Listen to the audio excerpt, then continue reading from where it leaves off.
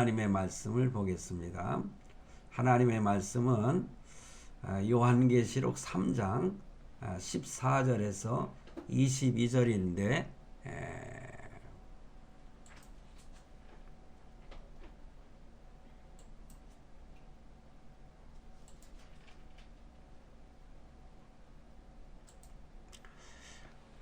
오늘은 20절과 21절 말씀을 제가 봉독하도록 하겠습니다. 20절입니다. 볼지어다 내가 문 밖에 서서 두드리노니 누구든지 내 음성을 듣고 문을 열면 내가 그에게로 들어가 그와 더불어 먹고 그는 나와 더불어 먹으리라. 21절 이기는 그에게는 내가 내 보호자에 함께 앉게 하여 주기를 내가 이기고 아버지 보좌에 함께 앉은 것과 같이 하리라. 아멘. 아멘. 예. 라오디게아 교회에 대한 하나님의 말씀인데 요한계시록 3장 14절로 22절 말씀을 전체 가지고 말씀을 전했는데 오늘은 그 요한계시록 33번째 라오디게아 교회에 대해서는 4번째 설교로 오늘 마무리를 지으려고 합니다. 그래서 제목은 그럼에도 불구하고 사랑하시는 주님 이렇게 잡아봤습니다. 자, 오늘 제목이 그럼에도 불구하고 사랑하시는 주님 이렇게 제목을 잡았는데 그럼에도 불구하고 사랑하신다. 지난 시간에 지난 주일날 하나님께서 그 사랑하시는 자에게 징계하신다는 그런 말씀을 드렸고요. 이렇게 그럼에도 불구하고 라고 하는 단어를 사용한 것은 얼마나 하나님께 잘못했는가, 하나님께 범죄하고 잘못된 자녀를 할지라도 불구하고 사랑하시는 주님이라는 그런 의미로 생각하면은 오늘 말씀의 은혜가 될 줄로 생각을 합니다.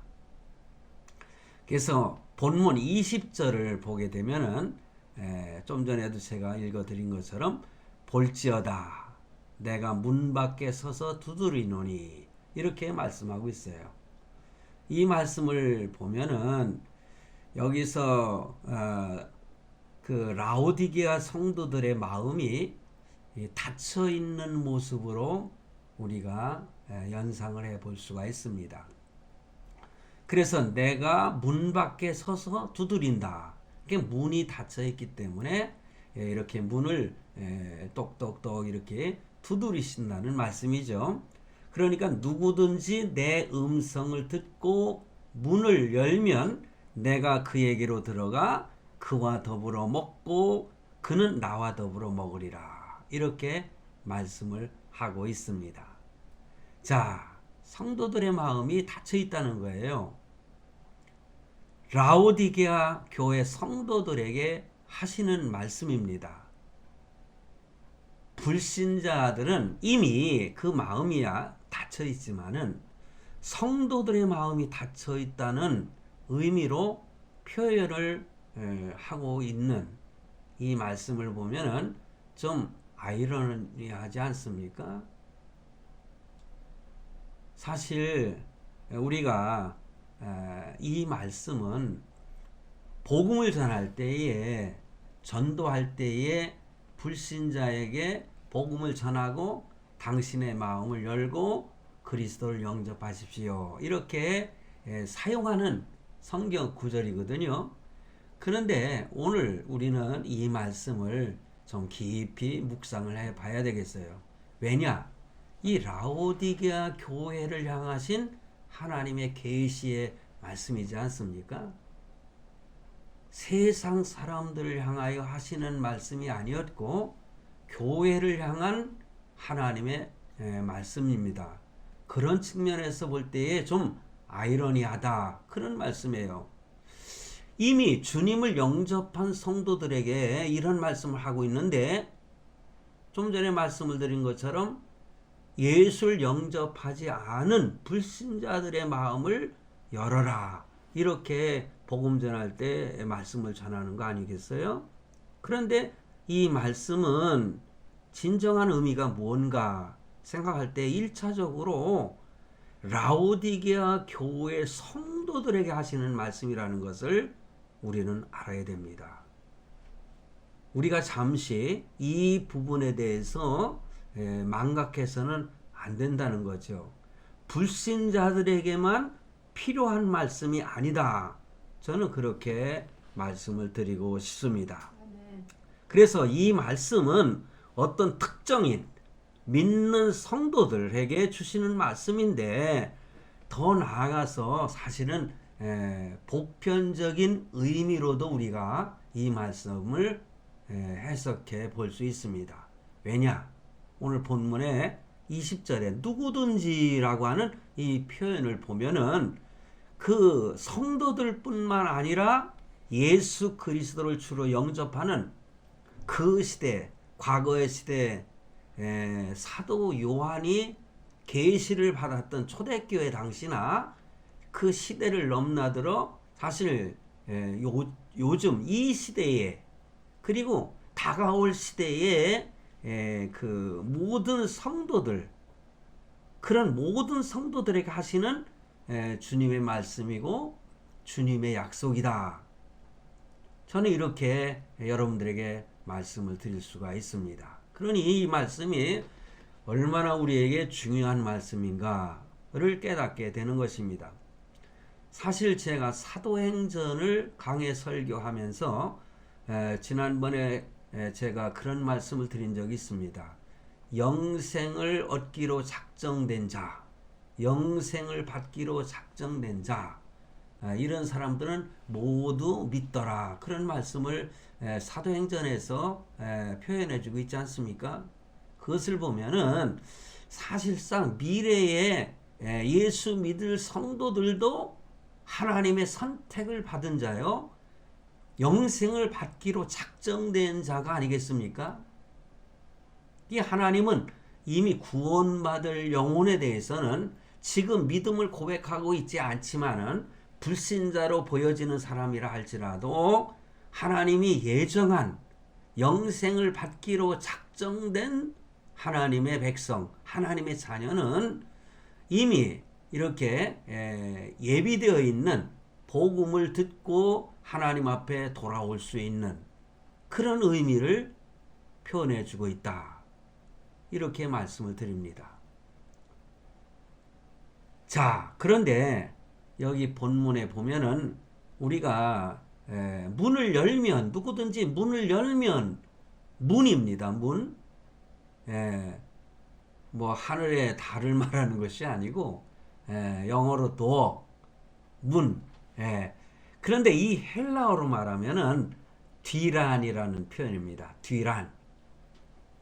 저는 뭐 이렇게 원어를 잘 사용하지 않는 습관이 있습니다. 왜냐하면은 설교라고 하는 것은 될 수 있으면 쉽게 표현을 해서 참 하나님의 말씀을 뭐 지식이 있는 자나 없는 자나 말씀을 아는 자나 모르는 자나 또 연약한 자들도 이 말씀을 듣고 이해할 수 있도록 하는 것이 나는 설교라고 생각을 합니다. 그러나 꼭 인용할 것은 인용하지 않을 수가 없어요. 왜냐하면 그 원어의 의미는 우리가 좀 더 묵상하면서 바른 의미를 깨닫게 하는 의미의 말씀이 되거든요. 그래서 헬라어로 뒤날이라고 하는 것은 사실 이 요한계시록 3장 8절에도 보면은 그 열린 문이라고 하는 표현이 있습니다. 그래서 제가 그 설교도 했지 않습니까? 그것은 바로 새 예루살렘으로 들어가는 출입문이라고 하는 그런 의미를 가지고 있습니다. 우리가 하나님께서 문을 여셔야만이 우리는 천국에 갈 수 있지 않겠습니까? 그런데 오늘 말씀은 그 문이라고 했을 때 어떤 의미를 가지고 있느냐? 오늘 말씀에서는요, 라오디게아 교회 성도들의 신앙의 상태를 보여주는 것입니다. 그것은 뭐냐? 그 성도들의 영적인, 육적인 것은 자기네들은 부자라, 부족한 것이 없다, 이렇게 표현을 했지만은 하나님이 보실 때는 어땠습니까? 그들이 오히려 가난하고 비참하고 보지 못하고 참 더러운 옷을 입고 있는 그러한 형태의 모습을 사실은 표현하면서, 너희가 부자라고 하는 것은 네 스스로 생각하는 것이지 실제로 영적인 의미로 볼 때는 너희는 가난한 자와 같다, 이렇게 본문 라오디게아 교회 성도들 향해서 말씀하고 있지 않습니까?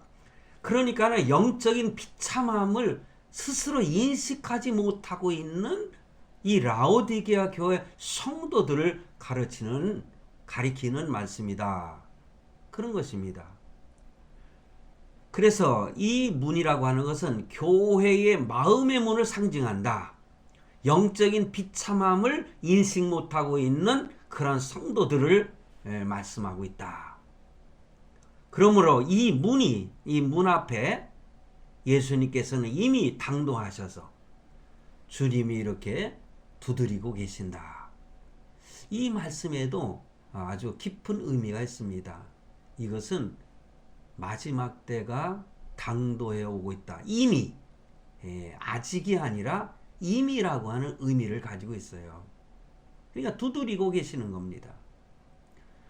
바로 이것은 회개하지 않는 교회와 사람들, 성도들의 마음 문 앞에 예수님께서는 이렇게 와 계시면서 회개하는 성도들에게는 축복을 주시고 회개하지 않는 자에게는 심판이 임할 것을 암시하고 있는 말씀이다.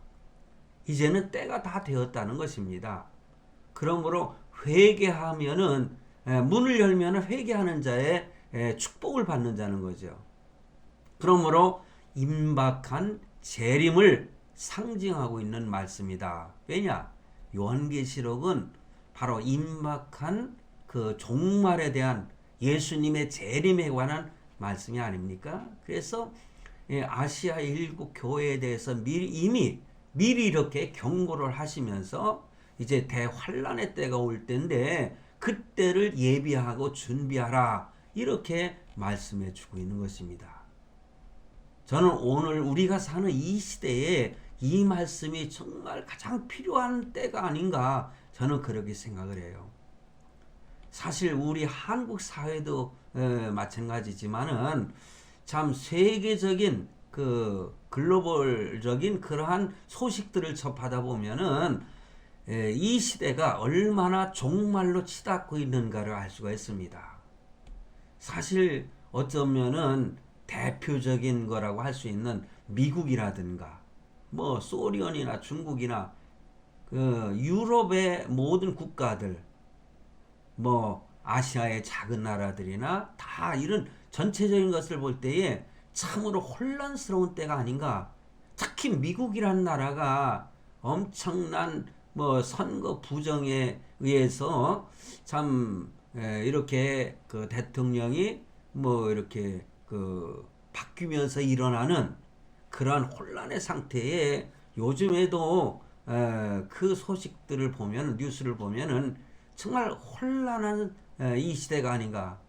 미국이라는 대국가가 그렇게 흔들리고 있다. 그것은 바로 이 세상이 바로 그런 방향으로 치닫고 있는 모습이 아닌가. 저는 그렇게 생각을 해보는 것입니다. 자, 성도 여러분, 그런 측면에서 우리 주님은 이렇게 우리의 문 밖에서 두드리고 계신다, 그겁니다. 그런데 한 번 두드림으로 끝나는 것이 아니라 계속적으로 두드리고 계시는 주님이라는 말씀이죠. 사실은 제가 이런 의미에서 오늘 설교의 제목을 잡은 것입니다.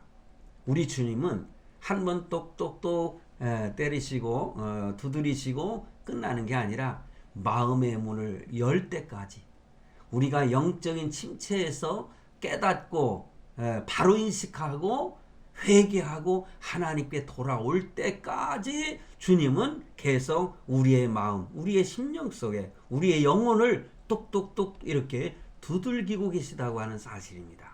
네. 그런 측면으로 생각할 때에 바로 이것이야말로 성도들에 대한 하나님의 사랑인데, 그럼에도 불구하고 사랑하시는 사랑이라 저는 이렇게 표현을 하고 싶어요.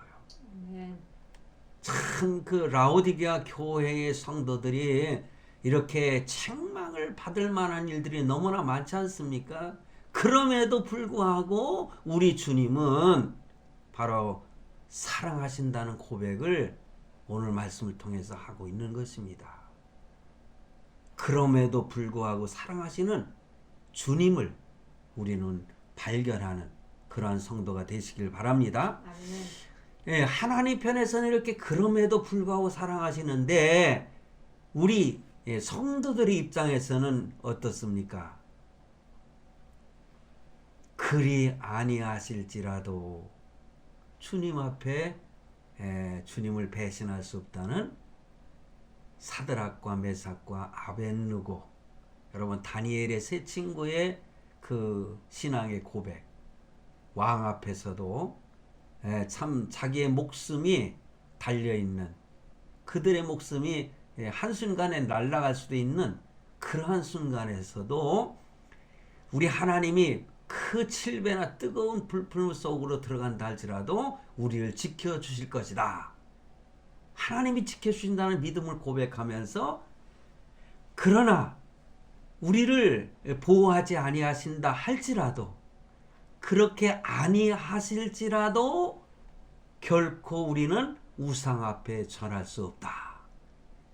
당당하게 이렇게 고백할 수 있는 신앙, 이것이 바로 하나님께서 우리 성도들에게 원하시는 신앙이 아닐까요? 그러므로 죽도록 충성하라. 그리하면 생명의 멸관을 너에게 주리라 하시는 그 주님의 음성이, 그 음성을 듣고 이렇게 그리 아니하실지라도 라고 하는 신앙 고백을 할 수 있는 저와 여러분이 됐으면 얼마나 좋을까. 네. 그런 생각을 해봤습니다. 자, 여러분, 라오디게아 성도들의 상태가 어떠한지를 한번 살펴보면은, 좀 전에 제가 다 말씀을 드렸지만은 15절과 16절 말씀에 다시 한번 되짚어보고 싶은 겁니다. 내가 내 행위를 아노니 내가 차지도 아니하고 뜨겁지도 더웁지도 아니하도다. 내가 차든지 뜨겁든지 하기를 원하노라. 우리 주님은 우리에게 차갑든지 뜨겁든지 하라는 거예요. 미지근한 것을 원치 아니하신다는 거예요. 내가 이같이 미지근하여 뜨겁지도 아니하고 차지도 아니하니 내가 내 입에서 너를 토하여 버리리라. 이런 말씀을 하고 있었지 않습니까? 바로 이 시대의 우리 성도들의 모습을 보면서 오늘 우리는 나의 모습이 바로 이런 모습이 아닌가. 그래서 우리를 향하신 하나님의 음성을 듣는 참으로 지혜로운 성도가 되기를 바랍니다. 라오디게아 성도들은 주님을 향한 그 마음의 문이 닫혀 있었습니다. 그러므로 주님은 이들에게 다가가서 교제하시기를 원하시는데, 지금 이 상황 속에서는 성도들의 그 모습 속에서 주님과 전혀 교제할 수 없는 상태가 되어 있다는 거죠. 너무 신앙이 미지근하기 때문에 그렇습니다. 이것도 아니고 저것도 아니고, 예수를 믿는 건지 안 믿는 건지, 한 발은 발 하나는 세상에 딱 걸쳐있고 한쪽은 교회에 딱 하나님 편에 이렇게 걸쳐서 있는, 중간에 이렇게 서 있는 믿음의 그 뜨미지근한 상태, 이런 상태에서 주님과 교제할 수가 없다는 것이죠. 이 말씀을 보면은 빌라델비아 교회 성도들의 모습을 다시 되짚어 보지 않을 수가 없습니다. 그들은요, 참으로 주님께 신실하고 바로 충성스러운 성도들이었지 않습니까? 그리스도 안에서 영적인 교제가 활발하게 이루어졌던 빌라델비아 교회 성도들. 주님이 그들을 향해서는 문을 열라고 하실 필요가 없었던 것이죠. 그러나 이 라오디게아 성도들의 신앙은 이렇게 영적으로 침체되어 있어가지고 주님과 영적인 교류의 열정이 식어버린 그 상태에서 교제할 수 없는, 주님과 교제할 수 없는 그러한 상태에 놓여 있기 때문에 주님은 오셔서 마음의 문을 두들기고 계시는 것입니다. 주님은 이들을 그래도 이럼에도 불구하고 사랑하시기 때문에 직접 찾아가셔서 교제를 원하시고 이렇게 원하시면서 똑똑똑 문을 두드리고 계시는 것입니다. 아멘. 여러분, 저는 이 말씀을 묵상하면서 사랑하던 사람들이 어떻게 하다가 어느 한쪽이 그 사랑이 식어서 자꾸 멀어져 가려고 할 때에 그 사랑하는 애인을 찾아가서 사랑을 애걸하는 연인처럼, 아가서에 보면은 참 그런 사랑의 표현이 많습니다. 참 그 말씀은 나중에 제가 기회 있으면 한번 말씀을 드리도록 하겠습니다. 솔로몬이 그 술람미 여인을 찾아가서 사랑을 고백하는 그러한 모습이 나타나고 있습니다. 그것은 바로 교회가 하나님에 대한, 주님에 대한, 신랑 대신 주님을 향한 뜨거운 사랑이 식어버렸을 때에 그 술람미 여인을 찾아가서 그 예수께서, 그 솔로몬이 예수를 상징하고 있어요. 그 사랑을 고백하는 그 모습을 보면은 얼마나 술람 여인을 애틋하게 사랑하고 있는지 참 아름다운 사랑의 모습을 우리가 발견하지 않습니까? 주님은 이렇게 사랑에 식어버린 성도들을 찾아가서 나는 너를 사랑한다. 나는 너를 사랑한다. 사실 제가요, 이 말씀을 생각하면은 저희 모친을 잠깐 떠오르게 됩니다. 이미 세상을 떠나셨지만은 처음 이렇게 예수 믿을 때의 저희 어머니, 우리 어머니께서 영적으로 하나님을 향하지 않았을 때입니다. 그런데 그때 좀 가정에 무슨 일이 있었습니다. 저와의 관계 속에서. 그런데 정신을 차리시고 저희 모친이 말씀하시기를 하얀 도포를 입고 수염이 이렇게 난 어떤 노친네가 와가지고 나는 너를 사랑한다. 나는 너를 사랑한다. 그렇게 말을 하더라는 겁니다. 그 순간에 저는 그렇게 생각을 했어요. 어머니, 그 모습이, 예수님이 그 모습으로 어머님에게 오신 거예요. 예? 어머니를 사랑하신다는 표현입니다. 그랬더니 우리 어머님이 뭐 처음이니까 좋은 말씀을 안 하셨지만은 저는 이렇게 참 사랑이 식어버린 그 성도들에게 지금도 찾아오셔서 손을 내밀면서 아무개야, 나는 너를 사랑한다. 내가 그럼에도 불구하고 나는 너를 사랑한다. 이렇게 말씀하고 계신 것입니다. 그 사랑을 받아들여야 되지 않겠습니까? 아멘.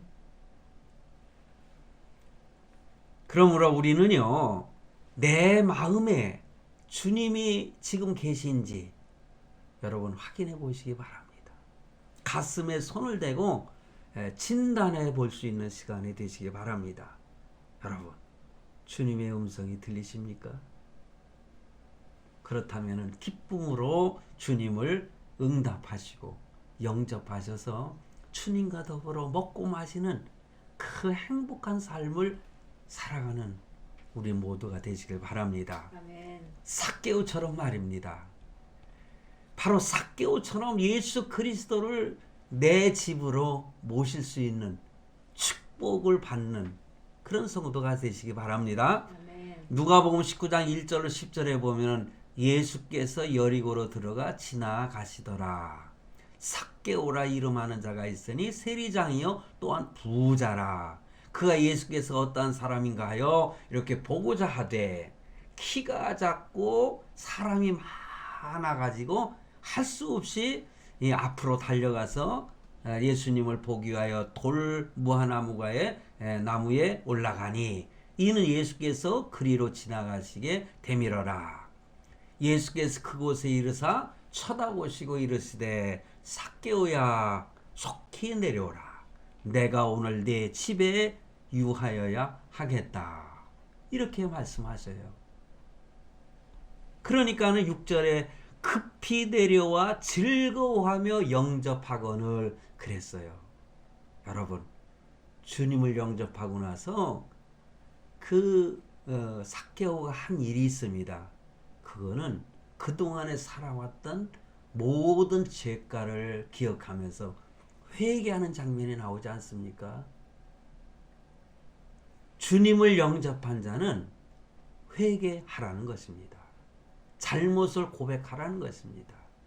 오늘 라오디게아 교회 성도들에게 하나님이 원하시는 것은 열심을 내고 회개하라는 말씀이에요. 오늘 본문에 나와 있지 않습니까?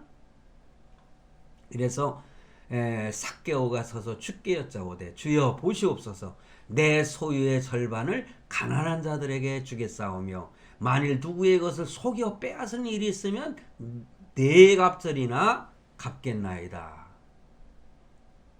예수께서 이르시되 오늘 구원이 이 집에 이르렀으니 이 사람도 아브라함의 자손이미로다. 인자가 온 것은 잃어버린 자를 찾아 구원하려 함이니라. 아멘. 할렐루야. 아멘. 삭개오는 예수님을 영접한 후에 이렇게 아주 진한 회개를 하였습니다. 주님은 말씀하십니다. 요한복음 15장 4절에 보면은 내 안에 거하라. 나도 너희 안에 거하리라. 가지가 포도나무에 붙어있지 아니하면 스스로 열매를 맺을 수 없음 같이 너희도 내 안에 있지 아니하면 그러하리라. 그러면서 또 15장 6절에 사람이 내 안에 거하지 아니하면 가지처럼 밖에 버려져 마르나니 사람들이 그것을 모아다가 불에 던져 사르느리라. 사람이 내 안에 거하지 아니하면, 주님 안에 거하지 아니하면, 그리고 주님은 또 내 안에 거하신다고 4절에 내 안에 거하라. 나도 너희 안에 거하리라. 이렇게 말씀하셨지 않습니까? 그러므로 만약에 주님이 내 안에 거하시지 않는다면은 우리는 이렇게 불에 살라 불태워져 버려지는 지옥에 가는 자가 될 수밖에 없다. 그런 말씀인 것입니다. 자, 여러분, 여기 또 말씀에 보면 이기는 자에게 주시는 약속이 나와 있습니다. 오늘 본문에. 그래서 21절 22절에 보면 이기는 그에게는 내가 내 보좌에 함께 앉게 하여 주기를 내가 이기고 아버지 보좌에 함께 앉은 것과 같이 하리라. 귀 있는 자는 성령이 교회들에게 하시는 말씀을 들을지어다. 아멘. 오늘 결론의 말씀을 하고 있습니다. 이렇게 이기는 자에게는요, 내 보좌에 함께 앉게 하신다는 거예요. 주님의 보좌, 그게 요한계시록에는 왕권으로 표현이 되어 있습니다. 다스리는 자가 된다는 것이죠. 우리들도 주님과 함께 천년왕국에 가서 다스릴 수 있는 권세를 우리에게 주신다. 내 보좌에 함께 앉게 하신다. 이렇게 주님이 말씀해요. 놀라운 축복이 아닐 수가 없어요. 사실 저는 이 말씀을 또 준비하면서 보니까는 사실 그 주의 말씀을 지키다가 죽임을 당하는 순교자들에게 주시는 하나님의 왕권만을 생각을 했는데 그게 아니더라고요. 하나님의 말씀을 전하다가 또 어려움을 겪는 모든 사람들에게 하나님은 이렇게 보호자에 앉는 축복을 주신다는 의미를 저는 새롭게 깨닫게 되었고요. 또 보면은 첫째 부활에 참여한 자에게 주시는 복을 주신다. 이기는 자에게. 여러분, 요한계시록 20장 나중에 말씀을 또 참고해서 말씀을 나누겠지만은 20장 1절 6절에 보면은 이런 말씀이 있어요. 또 내가 보매 천사가 무저갱의 열쇠와 큰 쇠사슬을 그의 손에 가지고 하늘로부터 내려와서 용을 잡으니, 용은 곧 옛 뱀이요 마귀요 사탄이라, 잡아서 1000년 동안 결박하여 1000년 동안 결박해서 무저갱에 던져 넣어 잠그고 그 위에 인봉하여 1000년이 차도록 다시는 만국을 미혹하지 못하게 하였는데 그 후에는 반드시 잠깐 놓이리라, 이렇게 말씀하고 있어요. 그러니까는 4절에 또 내가 보호자들을 보니 거기에 앉은 자들이 있어. 보호자에 앉은 자들이 있다고 그랬어요. 심판하는 권세를 받았더라. 또 내가 보니 예수를 증언함과 하나님의 말씀 때문에 목배임을 당한 자들의 영혼들과 또 짐승과 그의 우상에게 경배하지 아니하고, 이런 자들이 왕권을 가지고 다스리는 자라고 이렇게 표현하고 있어요. 저는 그래서 참 제 평생을 말씀 속에서 읽으면서 설교도 하고 연구도 하고 있지만은 이 말씀을 다시 묵상하면서 새로 깨달은 게 그거예요. 하나님이 다스릴 수 있는 왕권을 꼭 순교자들에게만 주신 것은 아니로구나. 저는 이것을 새롭게 깨달았습니다. 내 보호자들을 보니 거기에 앉은 자들이 있어 심판하는 권세를 받았더라. 그리고 나서 또 내가 보니까는 예수를 증언함과, 예수를 증언한다는 게 뭡니까? 예수의 증인이 된다는 거 아닙니까? 하나님의 말씀 때문에 목배임을 당한 자들, 그들의 영혼, 또 짐승과 그의 우상에게 경배하지 아니하고, 우리 성도들은 결코 그 짐승의 표를 받지 않는 성도가 되지 않겠어요? 그리고 그의 우상에게 경배하지 아니한 자들이라고 말씀하고 있어요. 그들의 이마와 손에 그의 표를 받지 아니한 자들이 살아서 그리스도와 더불어 1000년 동안 왕노릇하니. 할렐루야. 아멘. 이런 놀라운, 그래서 하나님께 회개하고 이기는 자가 되면은 하나님은 이기는 자에게 주시는 축복의 약속인 것입니다. 그래서 20장의 그 5절 말씀에 보면은 그 나머지 죽은 자들은 그 1000년이 차기까지 살지 못하더라. 여러분, 사실 첫째 부활에 동참하는 게 얼마나 큰 축복인지 몰라요. 첫째 부활. 그런데 두 번째 그 부활에 참여하는 자는 다 심판을 받아서 다 지옥에 던져는 둘째 사망에 들어갑니다. 둘째 사망이라고 하는 것은 뭐냐? 우리가 육신의 죽음을 첫째 죽음이라고 하거든요. 그런데 영혼의 죽음이 둘째 사망이라는 거예요. 근데 첫 번째 부활한 성도들은 두 번째 사망에 들어가지 아니하고 천년왕국으로 갔다가 영원한 하늘나라로 가는 것입니다. 믿습니까? 그러니 우리가 얼마나 큰 축복을 받은 성도들인가, 저는 그렇게 생각을 합니다.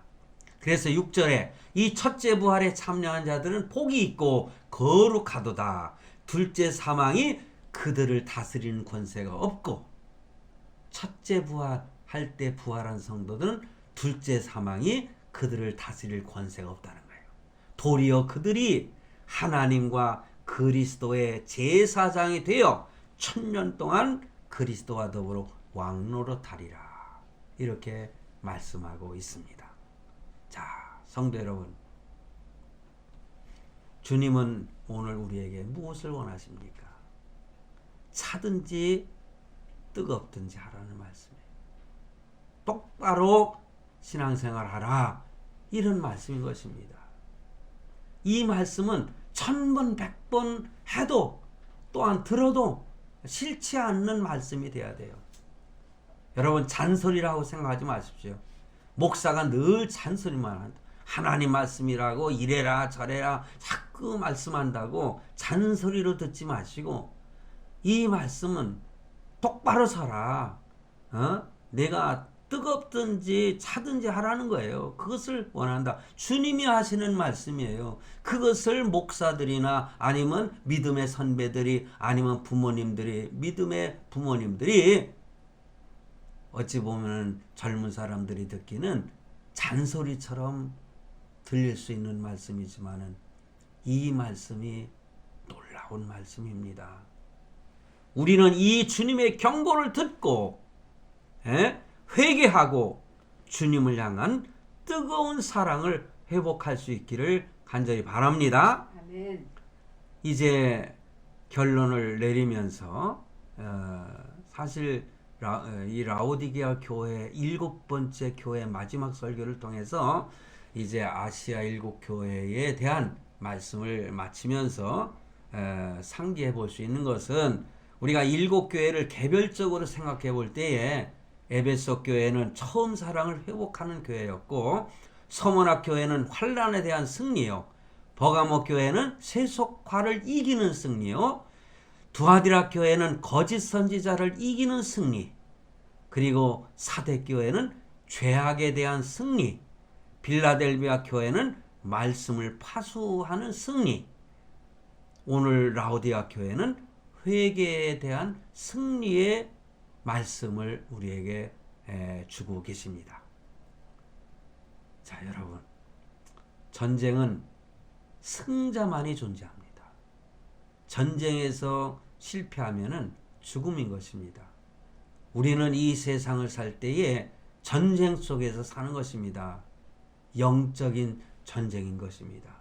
원수마귀는 늘 우리를 공격해서 우리를 자꾸만 범죄 가운데 우리를 빠뜨리려고 하고 우리를 죽이려고 하는 것입니다.